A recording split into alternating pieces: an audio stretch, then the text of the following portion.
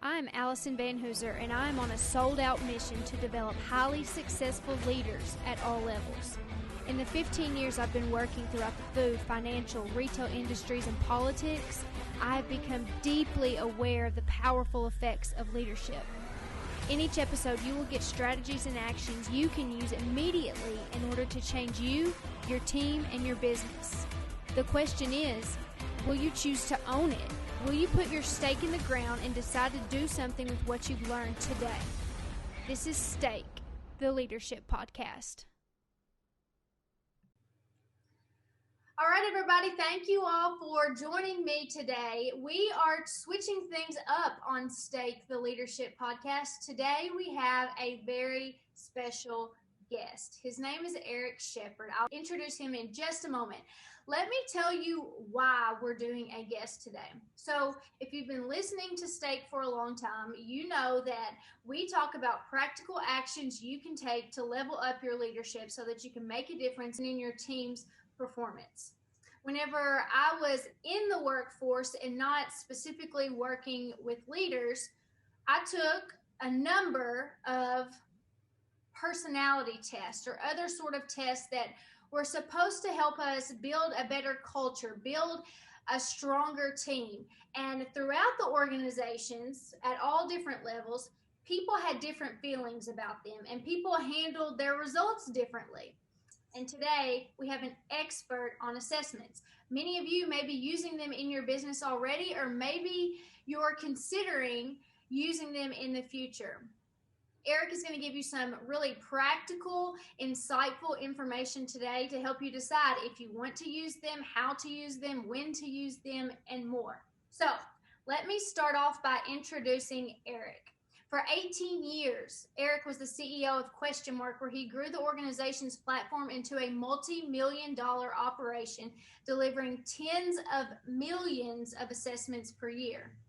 Eric has also led industry standards and initiatives to promote best practices for assessments, learning, and interoperability. He currently serves as the chair of the IEE Learning and Technology Standards Committee Working Group, which is developing recommended practice for defining competencies. Eric currently serves as the executive director of the Talent Transformation Guild. Eric, thank you for being on the podcast today. It's my pleasure, Allison. It's great to be here. Thank you so much for the introduction. You're welcome. All right, we're going to kick things off with talking about a personality assessment that I took whenever I was in the corporate world several years ago. So we took this assessment and it gave everyone in the organization the result that told them this is sort of what personality you are. This is who you're going to work well with. This is who you probably don't work well with. The intent of it was to help us learn how to adapt how we interact with each other so that we could get along better, so that we would feel comfortable sharing more ideas, not feel squashed in the things that we were doing in the organization. What happened was it sort of created a divide, a rub. Well, that's just you being you. Now I know what kind of personality you are, so I'm going to sort of shut that out. Or I don't really fit on this team because I don't have the same personalities as each other. So I would like to kick this off with you sharing, do assessments in organizations, do they really work or can they backfire? Oh, so there's almost two questions there. So one of them, I would say, if we go back to your experience with how assessments kind of cause that divide, it's really for a leader to help the team understand that you want diversity on the team. So diversity is often thought about gender diversity or racial diversity, but it's also personality diversity. You need introverts and extroverts playing nice together. The extrovert needs to understand the benefits of the introvert and vice versa. There's some people are extremely open to ideas, but they might be so distracted with all those ideas that they never get anything done. So you need kind of the project management side.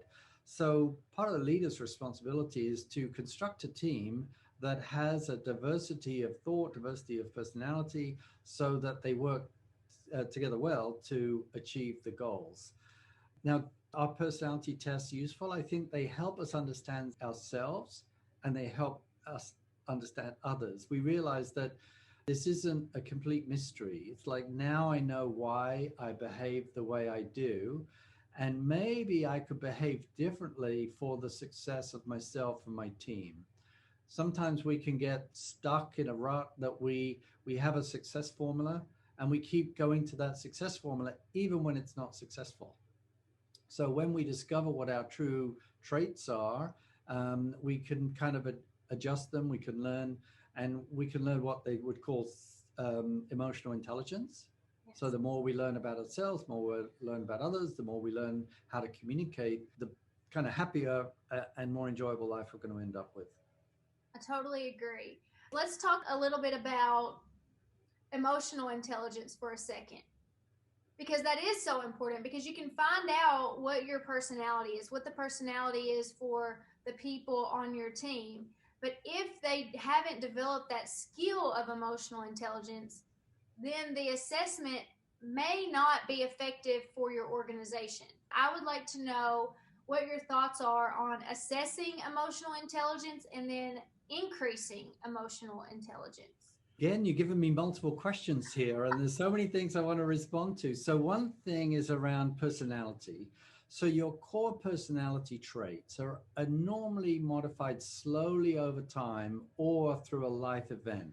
It's like a near death experience or the passing of a loved one. It's those kind of things that would change your fundamental personality. Now, when you're in any situation, you might play naturally in that situation, or you might have to modify yourself. So if you think of eating in a fine dining restaurant, or at a sports game, or at a meeting with the executive team, or with a meeting with a customer, you'll behave slightly differently. You're still the same person. You're celebrating your humanity. You're not trying to be a machine. You're just naturally modifying the way you behave depending on the situation. And that's where emotional intelligence comes in, because the more you can develop that, the more you can change in the circumstance. So you say, in the sports game, and when I'm cheering from my team and my team's winning, this behavior is acceptable. But when I'm in the boardroom, this behavior is not acceptable. And just having that self-awareness. So social and emotional intelligence does depend, it's more learnable as opposed to your personality traits, which are kind of more inherent to you.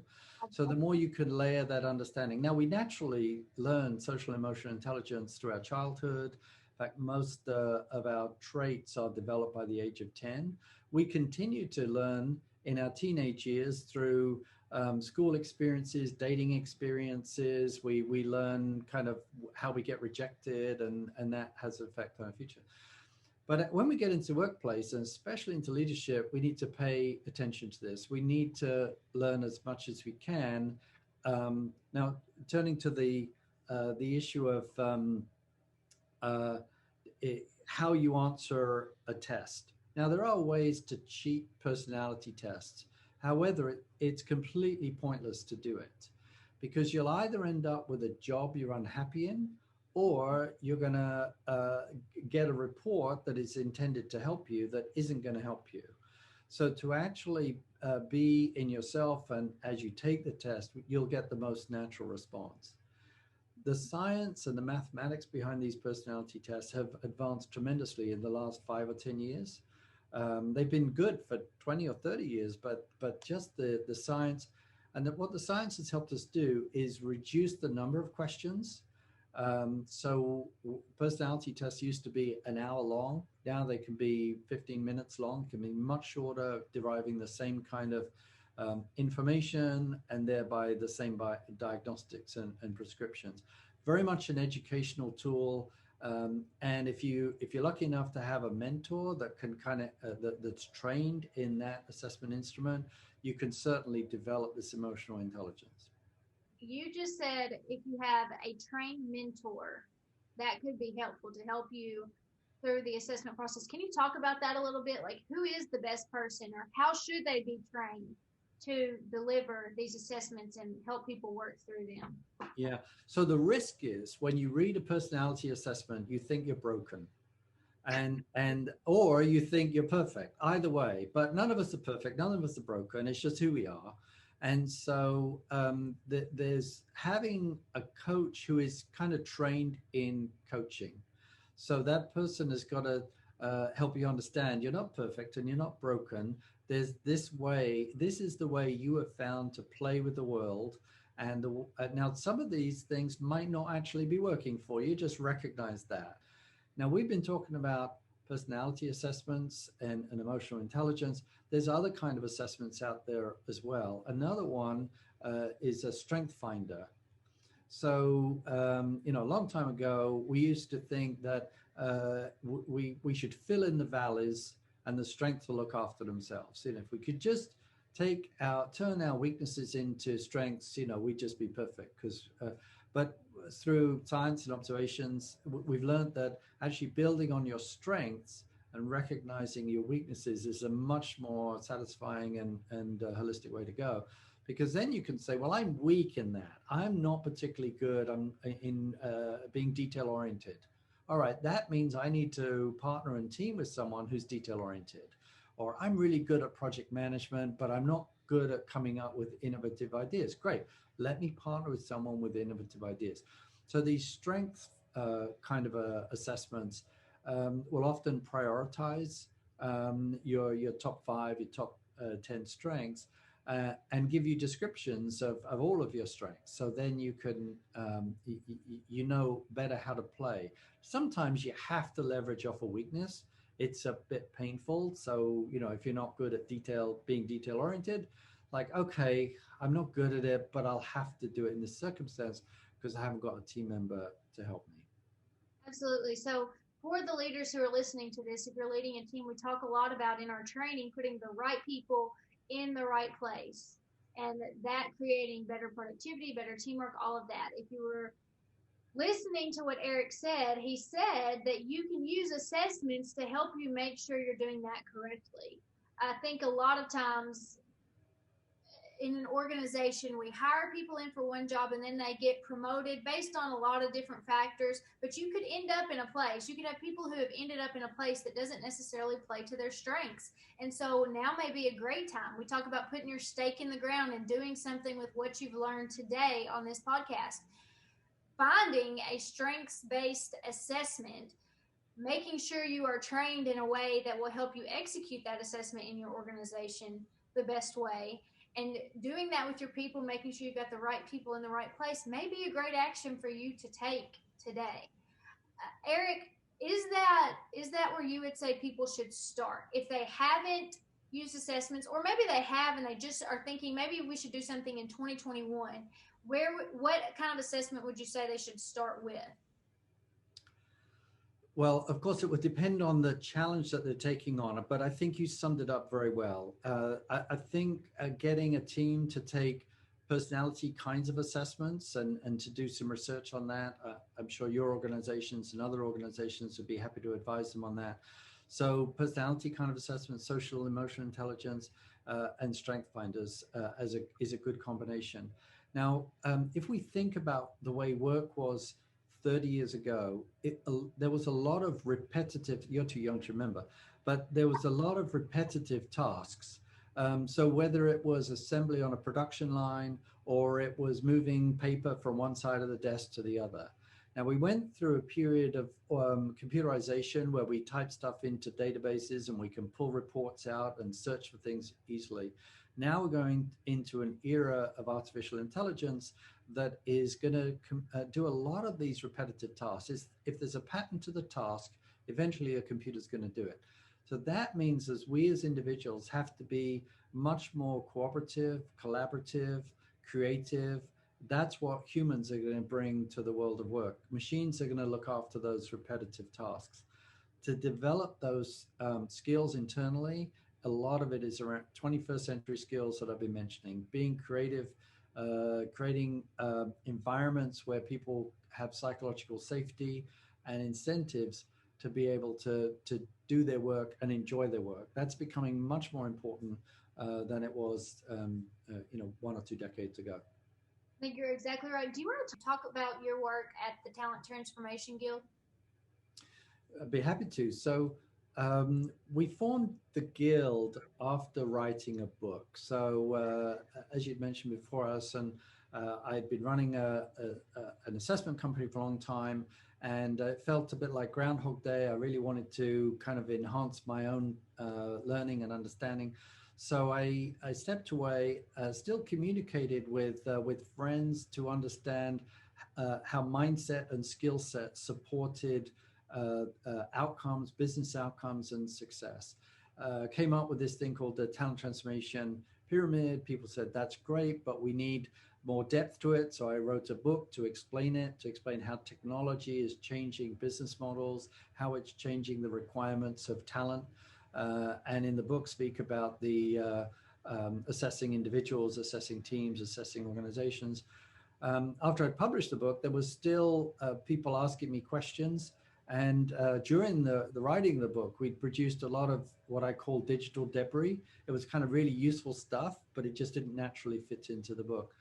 So we started publishing this work through the Guild. So podcasts, webcasts, and blog articles, with the purpose of helping people understand and stay relevant as change is embracing us. So we know that technology is going to drive change. We know that's going to change the future of work. And so we're just trying to help leaders get this 360 view of kind of what's happening. So that's the goal of the Guild through, well, we have a lot of free content. So we have a lot of followers and subscribers, and our members tend to be executive coaches or people that are in that coaching kind of field because they want additional services that they get from membership. In our training, we teach that leaders, part of what your responsibility now in today's world is coaching. I think that whether you are a consultant or Thank you. Yes. a coach 100% of the time as a leader, that's part of your responsibility. So I would highly recommend that you check out Eric's website. Is it talenttransformationguild.com? Is that the website? Yes, talenttransformation.com as well, but talenttransformation.guild would also work. And then your book, Talent Transformation. They can get that on Amazon, correct? They can, absolutely. Eric, we've got a few more minutes. What's something that you would want to leave listeners with when it comes to using assessments in their workplace? What would you say would be the number one action item they should take away from this podcast? Well, the number one action is to discover how assessments can help them, especially in developing 21st century skills, team collaboration. Also, just it's not really an action item, but recognizing there's a difference between behaviors and skills. So if we have functional skills such as using Microsoft Word or developing software or using a machine or splicing cables together, these are more functional skills. We can assess those with tests and by observation, but they're kind of different. One is about behaviors and one is about skills. Again, in the past, we tended in business to focus on skills. Can someone splice two cables together? Can someone do this? So do they know and can they do? Now it's, can they behave in a way where what they know and do is actually useful to the organization? So skills are still important. There's lots of initiatives out there to kind of join up education and employers. So one action, if you find you have a skill shortage, wander down to your community college and ask how they can help, because education, especially during these times, is trying to work out how they can help employers. These online universities, online colleges are fantastic. So just to, if you want to have a program to educate about diversity and inclusion or educate on emotional intelligence, there's a lot of online courses available out there. So, recognize all of these resources and take advantage of them. For the listeners, I would ask you today, if you're driving, if you're doing dishes, if you are working on something in the office, listening to this podcast, think about your team. What are your needs right now? Assessments can likely help you be able to drive performance in your organization in whatever way that you need to right now. The question is, will you put your stake in the ground and take action? Will you do something with what you've learned today? My hope, I'm sure Eric's hope, is that you will. Please check out his book on Amazon, the website, talenttransformationguild.com. I can't wait to hear from you how you use assessments in your workplace to drive performance. Thank you so much for tuning in today. For the links to everything mentioned in this episode, check out the show notes. And if you'd like more practical, tactical leadership development content, go to www.vanhooser.com for my weekly blog and all the links to my social media channels. And if it makes sense to start improving the leadership skills of your managers and supervisors, let's talk about training options for your team. Email me at allison@vanhooser.com. Leaders, make the choice today to put your stake in the ground and own your leadership success. This is Stake, the Leadership Podcast.